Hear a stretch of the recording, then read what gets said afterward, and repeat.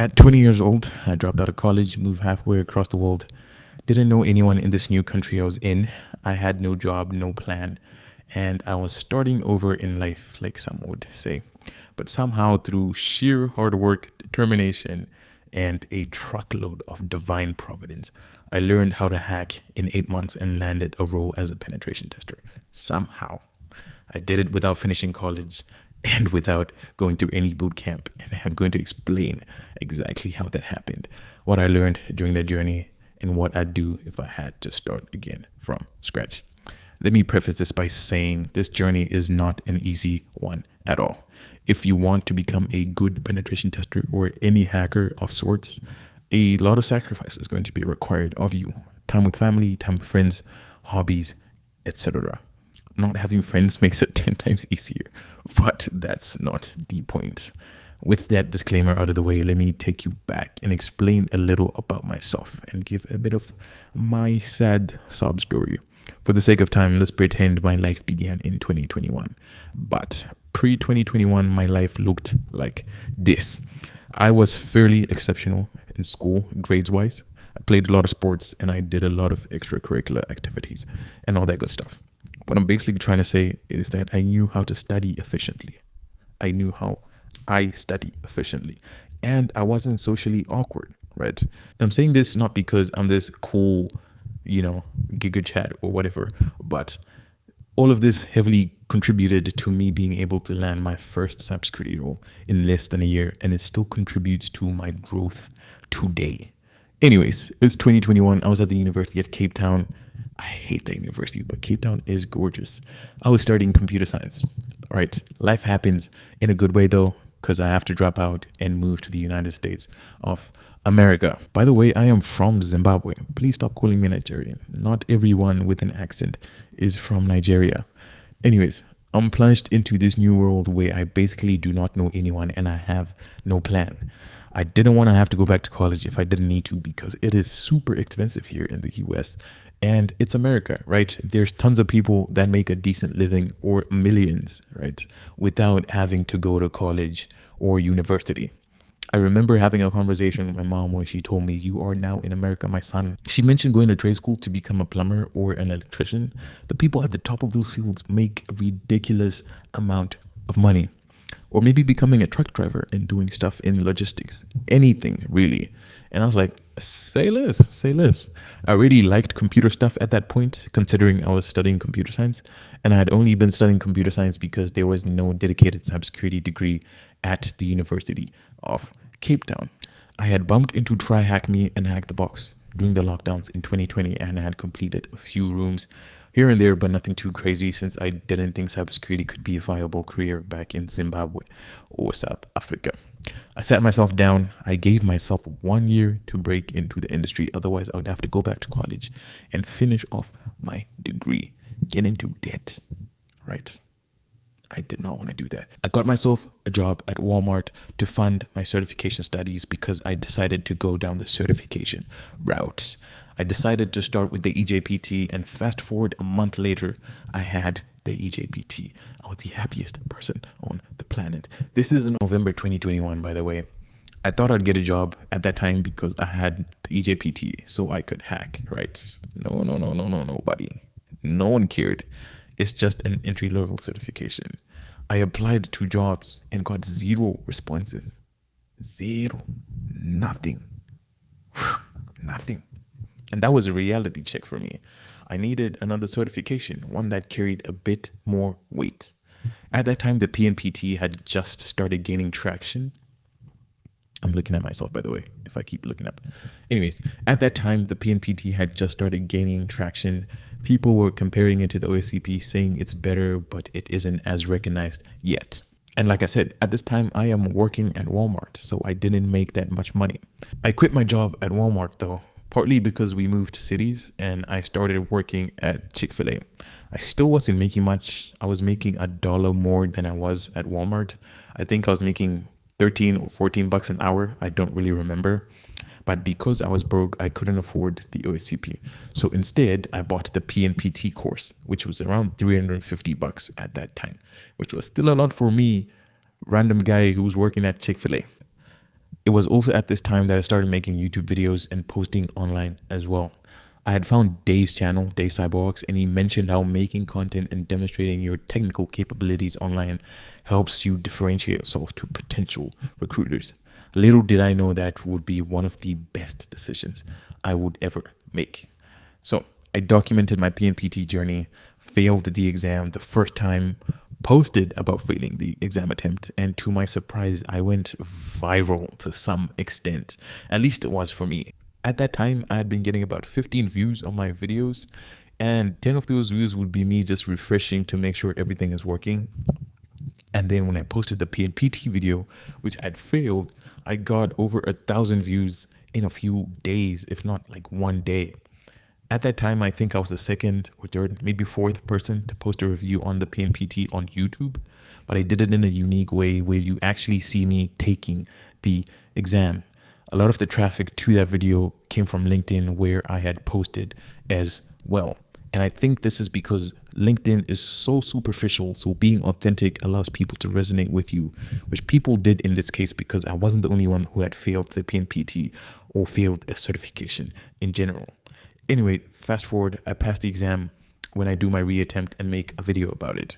I posted the video in about March 2022, but I had already passed the exam around the end of February, if I'm not mistaken. It just took me a while to make a video. But I still didn't get a job. I didn't even get any interviews. So I was like, what is all this PNPT hype if I can't even get an interview, bro? What is this? I was also trying to get a help desk job or anything tech related because working at Chick-fil-A, that was hard. I couldn't even get those jobs as well. I applied to Apple to be one of the salespeople in the front, just, selling iPhones or something like that. I also applied to Best Buy because I was like, oh, I know tech. They'll probably hire me. No, they didn't. They did not want me there. I set myself down again, and almost half my year time frame had already passed. It was starting to look helpless, but there was one certification that was buzzing on the cybersecurity streets. The OSCP. $1,600. The gold standard for anyone that wanted to become a penetration tester. I couldn't afford it, so I YOLO'd and borrowed $1,600 from my mother. And I say borrow because at that point I'm 21, so I can't keep living off of her. She had also spent all her life savings moving my siblings and I halfway across the world in the hopes of allowing us to have better lives. So I didn't want to just take money and not, give it back. Anyways, I started studying for the OSCP and it was hard. I would wake up in the morning, study for a few hours, go to Chick-fil-A at around 1 p.m. to start work, finish at around 11 p.m. because I would be closing, come back home and study for about an hour and then pass out. And I'd do it the next day. And I did it again and again and again and again. And I did this for months on end. I could only go to the gym twice a week. That is Sunday because Chick-fil-A is closed on Sunday. You're my Chick-fil-A.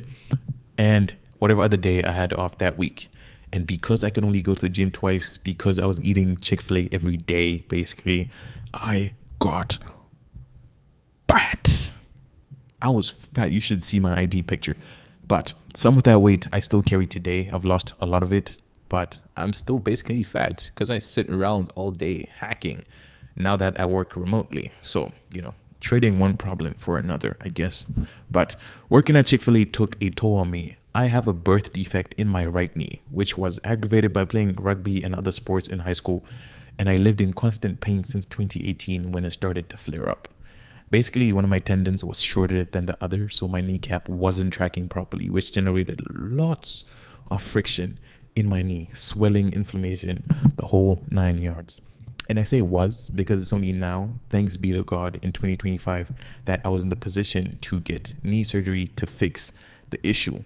Anyways, I had to keep working at Chick-fil-A because I had no choice. My manager had to get me a stool for the second half of my shift because my knee would be swollen and aching at that point.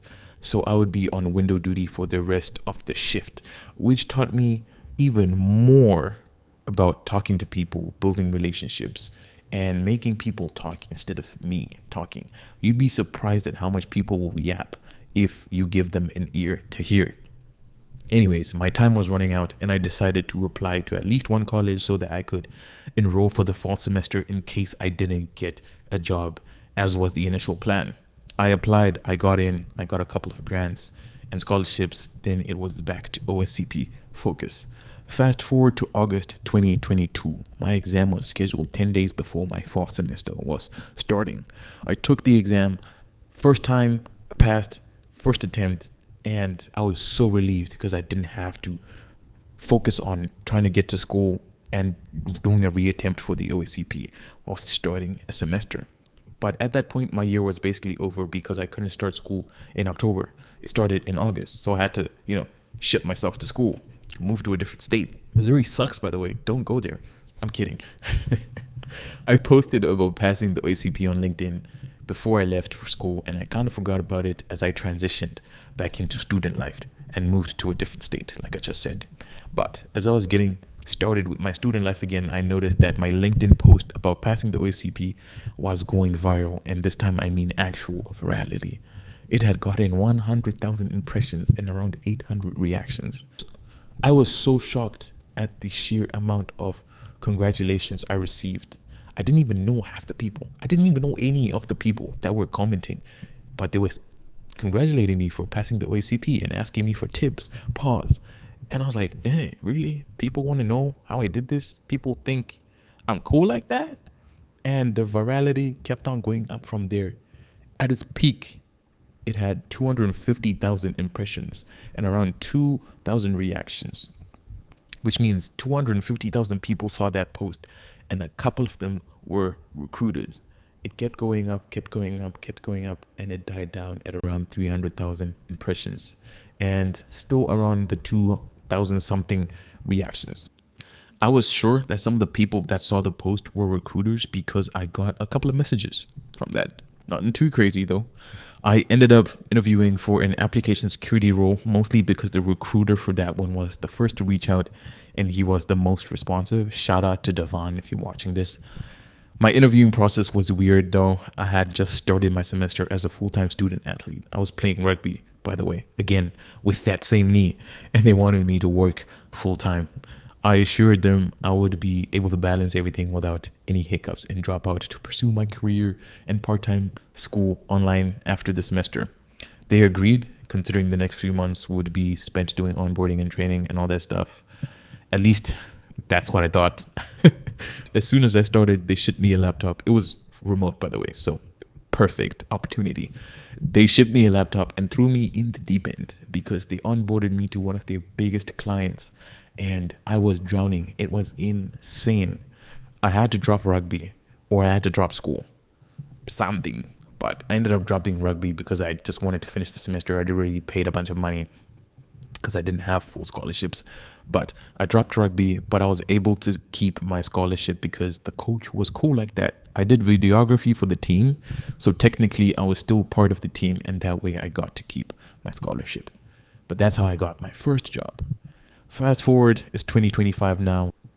I work as a different type of penetration tester, not just specializing in application security, but now I do almost everything. I do the type of penetration testing that everyone assumes penetration testing is. Internal pen test, external pen test, web applications, endpoints, cloud tests, config reviews, hacked ATMs. We do phishing campaigns. I do a lot of segmentation tests. I do the whole 9 yards. I saw a comment the other day saying I was lying about how I do all these different tests. And it just made me laugh because that's literally my job. My job has so much variety. And it's amazing because you get exposed to so many different technologies and methodologies for doing different things. However, this is also a pitfall in itself because I can never focus on one thing. At the moment, I have a whole list of potential tools and research I would like to do, but I cannot because this week I might be doing a web assessment that extends into the next week. Then after that, I have to fly out to do a segmentation test in a data center. It's just the nature of the job, but personally, I love the variety for now. But that is my story, and it is still being written. The Lord has been so faithful and kind to me in this foreign land that has become more and more familiar. If you have any questions, leave them down in the comments below. I will try to answer all of them. If you want one-on-one help, mentorship with anything, be it certification prep, if you're doing the PNPT, the OSCP, the OSWE, whatever I have, or if you want career advice on how to get started, where to go if you've already started, any sort of sanity check, book a call with me and we can chat. Lots of people have already been helped and they are well on their ways to landing their first pen testing gigs. I also have free roadmaps linked in the description for you. Watch this next video about what I would do if I had to get started again with penetration testing. I will catch you in the next one. Peace.